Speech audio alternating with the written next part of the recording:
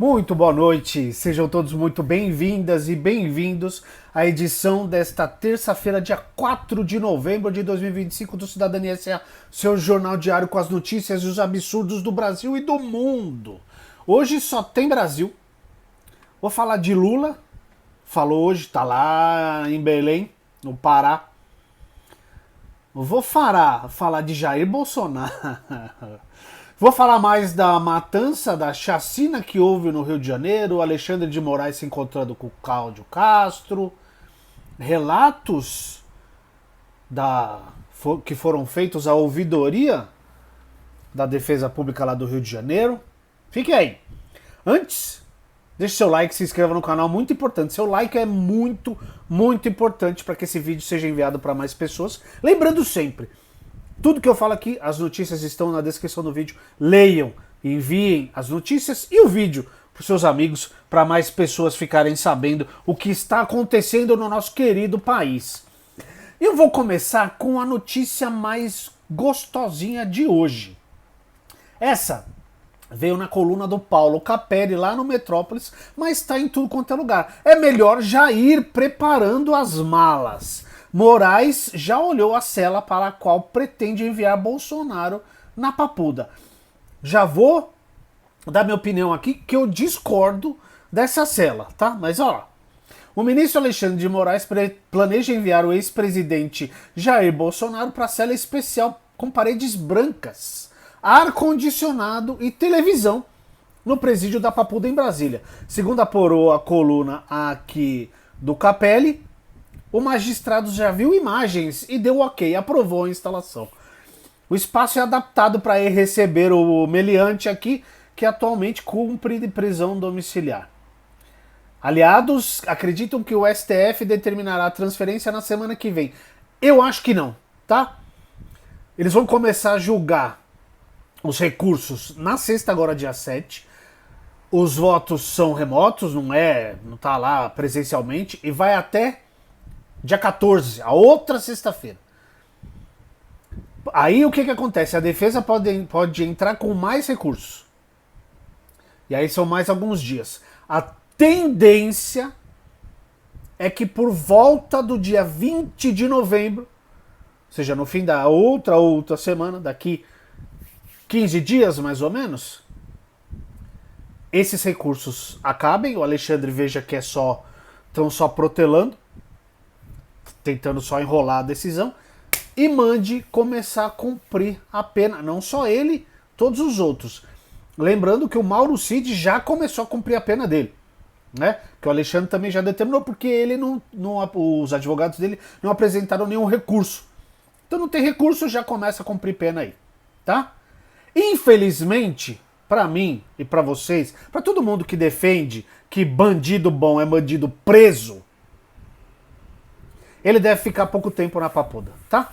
Com esse negócio de saúde, esse lenga-lenga dele. O Collor também está em prisão domiciliar. A tendência é que ele passe algumas semanas na Papuda, e aí os advogados vão entrar com esse lenga-lenga de que tá com crise de soluço, aí tá vomitando, não consegue fazer cocô, tá morrendo, é um velho inútil, e ele volte para prisão domiciliar. Infelizmente, tá? A matéria tá aqui na descrição do vídeo. Agora eu vou falar o quê? Lula falou sobre a chacina acontecida semana passada no Rio de Janeiro. Lula defende que legistas da Polícia Federal participem de investigação e diz que a operação no Rio foi desastrosa. Tá? Ele defendeu hoje que legistas da polícia participem da investigação, incluindo 4 policiais mortos lá, né? Foram 121 mortos, mas os 4 policiais. Lula disse ainda que a operação resultou em matança. Aspas para ele. Vamos ver se a gente consegue fazer essa investigação. Porque a decisão do juiz era uma ordem de prisão. Não tinha uma ordem de matança e houve matança. Ele explicou que o governo está articulando para que legistas da Polícia Federal participem do processo de investigação sobre as mortes. Aspas. Nós estamos tentando essa investigação. Inclusive, estamos tentando ver se é possível os legistas da Polícia Federal participarem do processo de investigação da morte. Como é que foi feito? Porque tem muitos discursos, tem muita coisa.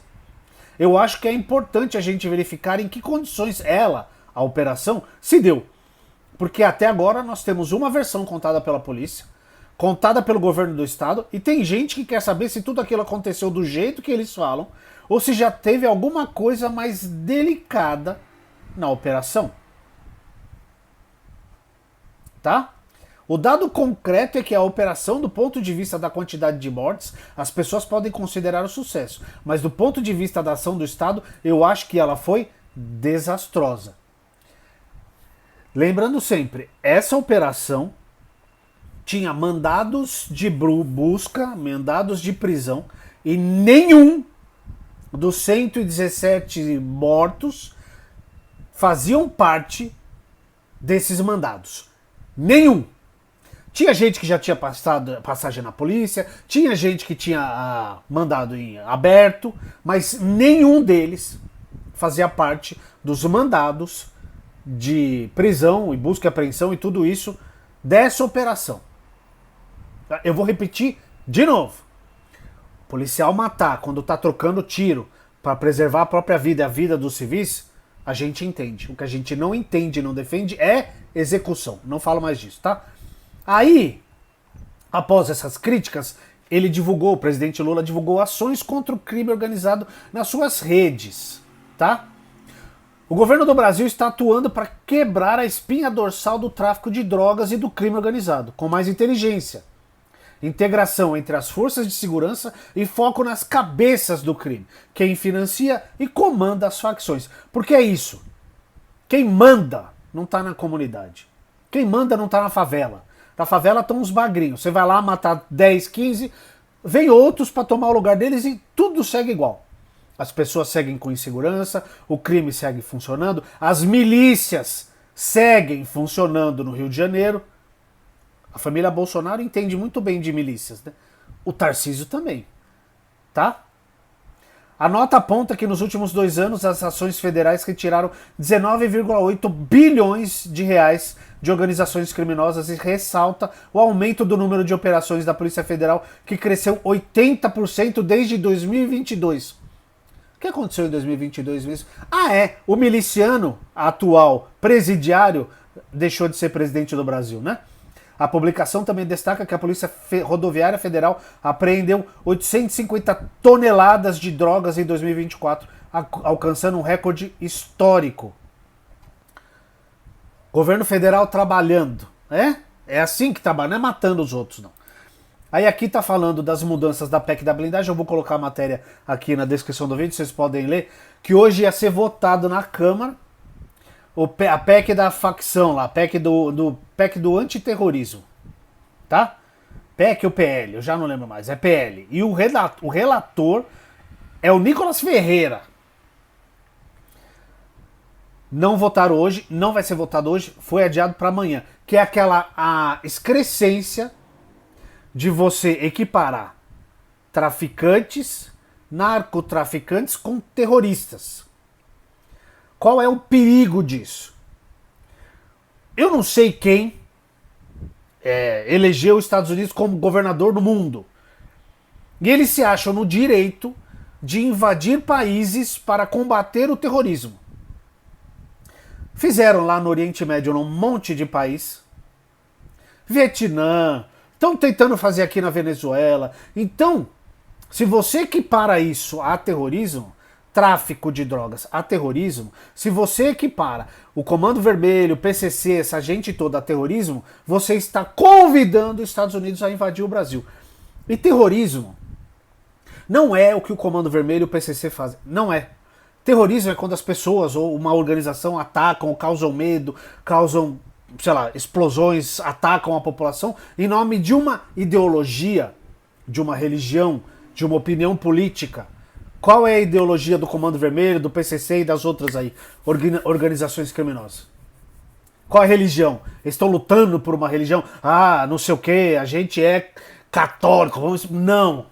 Eles querem o quê? Dinheiro. O mote deles, o porquê eles existem é capital, grana. Não são organizações terroristas.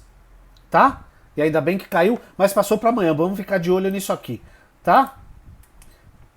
E aí vai ter a CPI no Senado, essa daqui, do crime organizado. E aconteceu um milagre. Por quê? Quem foi eleito o presidente da CPI? O Fabiano Contarato, que é do PT. Isso aqui, para mim, foi surpreendente. A Comissão Parlamentar de Inquérito, deixa eu ver quem assina a matéria, é o Fábio Amato, tá? Do crime organizado, elegeu por 6 votos a 5. Hoje, o senador Fabiano Contarato, que é do PT do Espírito Santo, como presidente. Por acordo, Alessandro Vieira, do MDB de Sergipe, que propôs a criação do colegiado, será o relator dos trabalhos. Contarato é delegado de Polícia Civil e derrotou na votação secreta, olha quem ele derrotou. O candidato da oposição. Quem? Hamilton Mourão, do Republicanos do Rio Grande do Sul. Vocês imaginem o que seria essa CPI se o Mourão fosse eleito presidente. Ia ser um circo. Já tem grande chance de ser um circo com base em quem vai participar disso aqui. Com a vitória de Contarato, Mourão foi escolhido por aclamação vice-presidente da CPI. O início dos trabalhos da comissão ocorre em meio à disputa entre o governo e a oposição. Aspas para o Contarato. Que fique claro, eu não apoio a barbárie, não apoio ações violentas ou desumanas. Mas também não podemos, de dentro de nossas casas seguras, bem alimentados e distantes das balas, romantizar a vida de quem precisa seguir as leis de criminosos para se manter vivo. Tudo bem. Essa realidade exige compromisso sério de enfrentamento. Combate ao crime organizado só será eficaz se for contínuo e progressivo. Não pode se amparar em ações isoladas. O Estado precisa retomar o controle das comunidades, oferecer emprego. É o que eu falei no vídeo de ontem, certo? Após ser eleito, ele defendeu as polícias e prestou homenagem aos agentes que foram mortos durante a operação, que são vítimas também. Vítimas do Cláudio Castro, tá? Ai, cara. Conforme o pedido de criação, a comissão vai investigar a atuação de facções como o Comando Vermelho e o PCC, além das milícias. É aqui que eu quero ver o negócio ficar interessante. Tá? Eu quero ver as milícias serem investigadas no Rio de Janeiro, principalmente. Aqui em São Paulo também, que depois que trouxeram aquela desgraça para ser governador de São Paulo, a CPI terá 11 titulares e 7 suplentes. Entre os nomes, vejam só. Quem são os da oposição? Flávio Bolsonaro, rei das rachadinhas do Rio de Janeiro. Sérgio Moro, que criou esse sim criou uma facção lá na Lava Jato, né? Uma organização criminosa em Curitiba. Marcos Duval, Magno Malta e Márcio Bittar. Putz, do governo aliado. Jacques Wagner, do PT da Bahia. O Otto Alencar, do PSD, também da Bahia. O Rogério Carvalho, do PT Sergipe. O Randolph Rodrigues é um suplente do Amapá. E o Jorge Cajuru, meu Deus do céu, do PSB de Goiás. Eu espero que não, mas eu acho que isso aqui vai ser feio de assistir, hein? Mas vamos lá. Seguindo. Tem uma matéria aqui, eu não vou ler porque tem que ter estômago, mas leiam, porque fala de um monte de coisa aqui, tá? Ó, relatos à ouvidoria da Defensoria do Rio citam violações em operação. Assédio sexual contra mulheres. Tortura. Agressão de tudo quanto é tipo, né? Mas aqui, ó. Essa matéria é da Mariana Tocarnia, ou Tocarnia. Desculpa se eu errei seu nome, Mariana, da Agência Brasil. Relatos colhidos pela Ouvidoria Geral da Defensoria Pública do Estado do Rio de Janeiro depois da operação, né, da chacina nos complexos do Alemão e Penha, denunciam violações de direitos humanos. Entre os relatos, familiares dizem que pessoas inocentes foram mortas ou presas e mulheres relatam ter sido assediadas por policiais. A Ouvidoria Geral é um órgão externo à Defensoria Pública do Rio de Janeiro.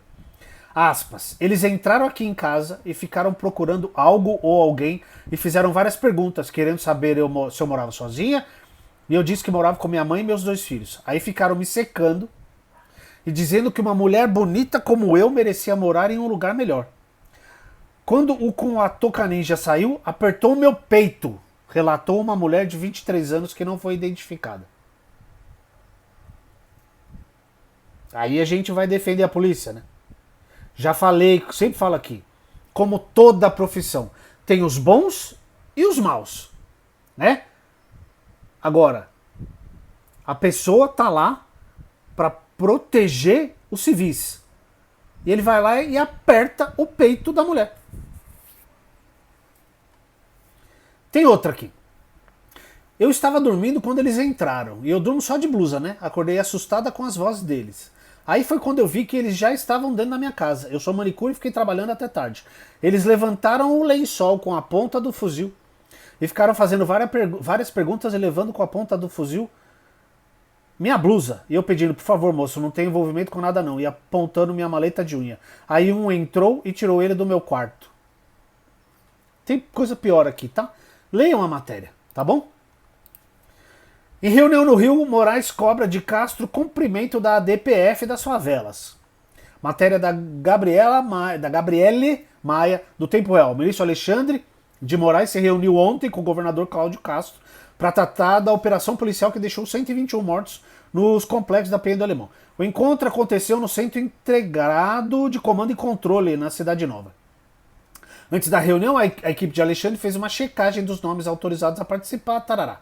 De acordo com o STF, apenas as autoridades listadas no despacho estavam autorizadas.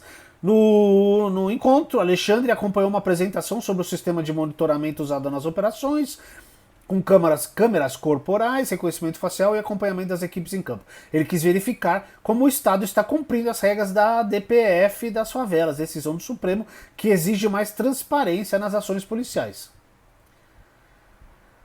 Durante a audiência, Castro apresentou o funcionamento do sistema de vídeo monitoramento e afirmou que o CICC centraliza o planejamento das operações e o acompanhamento em tempo real das equipes em todo o estado. Aqui fala mais do encontro, diz que começou tenso, porque ele meteu a boca nesse ADPF das favelas, né, o Castro, falou que é um absurdo isso aqui, que dificulta a entrada na favela. Porra, você quer entrar mais fácil? Ele matou dos 117 pessoas, o que mais você quer? Mas leia uma matéria aqui. E a última, um ensinamento para o Rio de Janeiro, né? Operação contra o Comando Vermelho prende 35 suspeitos na Bahia, nenhum tiro, ninguém morto. E a polícia da Bahia é uma das mais letais do Brasil, tá? Polícia Civil realiza a Operação Freedom contra bases armada e financeira de facção e cumpre 90 mandados na capital baiana. Matéria do João Pedro Pitombo, da Folha Press. Uma operação da Polícia Civil aconteceu hoje de manhã, tá? E resultou na prisão de 35 suspeitos. Tem como objetivo desarticular os núcleos armado e financeiro do Comando Vermelho no estado baiano, com cumprimento de 90 ordens judiciais. Até às 7 da manhã desta terça, haviam sido cumpridos 46 mandados de busca e apreensão e 36 de prisão na Bahia e no Ceará. Um suspeito foi morto no bairro do Uruguai, em Salvador. A Polícia Civil informou que ele resistiu à prisão e atirou contra os policiais. Então retiro o que eu disse. Até onde eu tinha visto não tinha morrido ninguém. Morreu um. Mas atirou nos policiais, tomou de volta, morreu. Beleza. Quer dizer, a gente nunca fica feliz com a morte de ninguém, né? Inclusive, aqui na matéria do G1, né? Porque a gente sabe para que lado que o G1 pende. Não falou do que o Contarato falou também. Ele falou: a gente não pode comemorar a morte de ninguém. Que ele falou, ele lamentou a morte dos 4 policiais, heróis, ele chamou de heróis, né?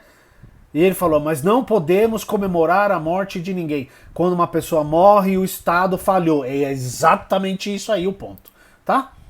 Então aqui detalha bem onde as operações aconteceram, né? Em Salvador, bairro da Liberdade, Pernambués, Narandiba, Uruguai, Areia Branca. E no Ceará foi em Aratuípe, Ilhéus na Bahia e Eusébio no Ceará. Tá? Então, além dessas em Salvador, foram nos municípios de Aratuípe e Ilhéus na Bahia e Eusébio no Ceará. Tá bom? Então é isso. Leiam as matérias, muita coisa aqui. Pode botar para gelar aí a sua cerveja, porque a hora do Jair se apresentar, a papuda tá chegando, tá? Muito obrigado que assistiu, deixe seu like, se inscreva no canal se você não é inscrita ou inscrito. Mande o vídeo para os amigos, leiam as matérias, um abraço e até o próximo.